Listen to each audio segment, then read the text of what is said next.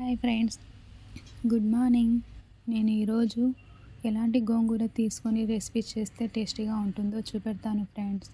చూడండి, ఇలాంటి గోంగూర కట్టను తీసుకోవాలి ఫ్రెండ్స్. ఇలా కాడలు ఎర్రగా ఉంటాయి కదా, ఇలాంటి గోంగూర అంటే పుల్ల పుల్లగా ఉంటాయి. దీంతో ఈ చట్నీ అయినా, గోంగూర పప్పు అయినా, బాజీ అయినా ఏం చేసినా కూడా టేస్టీగానే ఉంటాయి ఫ్రెండ్స్.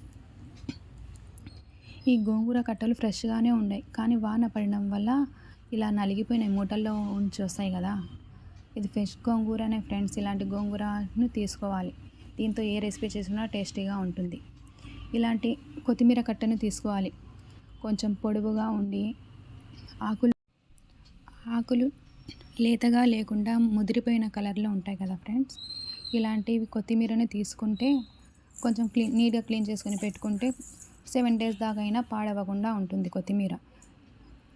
వీటిని ఎలా క్లీన్ చేసి ఎలా స్టోర్ చేయాలో చూపెడతాను, చూసేయండి ఫ్రెండ్స్.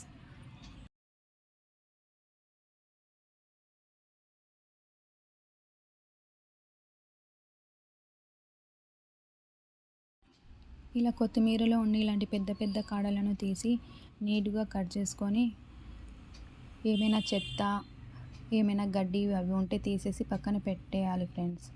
నీట్గా కట్ చేసుకొని ఈ కొత్తిమీరను నిదానంగా కొంచెం టైం పెట్టి నీట్గా క్లీన్ చేసుకోవాలి. ఎలా అంటే అలా లాగేస్తే వీటిలో ఉండే ఆకులు రాలిపోతాయి ఫ్రెండ్స్.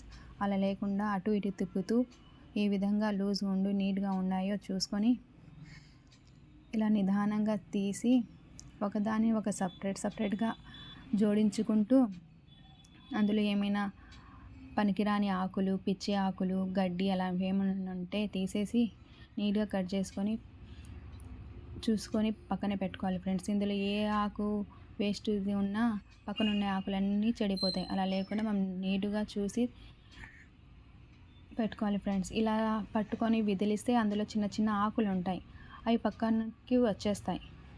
చూడండి ఫ్రెండ్స్, ఎలా నీట్గా కట్ చేస్తున్నానో ఇలా మీరు కూడా ట్రై చేయండి. ట్రై చేసి ఈ కొత్తిమీరను ఒక కాటన్ క్లాత్లో పెట్టేసి చుట్టి ఒక కవర్లో పెట్టి, లేకుండా ఒక బాక్స్లో పెట్టేసి ఫ్రిడ్జ్లో పెట్టుకుంటే 7 days దాకా కూడా పాడవకుండా ఉంటుంది కొత్తిమీర. ఇంకా ఇలా మొత్తం రెడీ అయిన తర్వాత ఈ ఆకులో ఉంచి వచ్చిన చిన్న చిన్న ఆకులు ఉంటాయి కదా, వీటిని వేస్ట్గా పడేయకూడదు. వీటిని కూడా తీసి పక్కన పెట్టుకొని, ఇంకా నెక్స్ట్ మేము ఏమైనా కర్రీస్ చేసామనుకోండి, ఫస్ట్ ఈ ఆకులను వాడుకోవాలి. అంతే ఫ్రెండ్స్. ఇంత నీట్గా ఏ వస్తువునైనా మనం ఉపయోగించుకుంటే 4 రోజులు యూజ్ అవుతుంది ఫ్రెండ్స్. డబ్బులు పెట్టి కొంటాం కదా, వేస్ట్ చేయకుండా పొదుపుగా వాడుకోండి.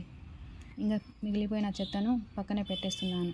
ఇంకా అలాగే గోంగూరను కూడా కట్ చేసుకొని పక్కన పెట్టుకున్నాను. అందులో 2 రకాలుగా డివైడ్ చేశాను. మంచి ఆకులను ఒక పక్కన పెట్టాను, కొంచెం నలిగిపోయిన ఆకులతో రెసిపీ చేసేస్తాను. మంచి ఆకులను 4 రోజులు నిల్వ చేయాలంటే వాటిని ఒక క్లాత్లో చుట్టి అందులోని తేమ పోయేంత వరకు కొంచెం గాలికి పెట్టేసి ఒక కవర్లో అయినా ఒక బాక్స్లో అయినా పెట్టేసి స్టోర్ చేసుకోవాలి ఫ్రెండ్స్. అంతే. దీన్ని నేను స్టోర్ చేసుకుంటాను.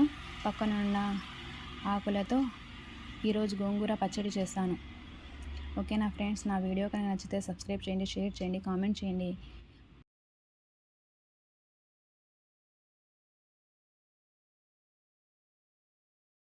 Thank you for watching. Bye.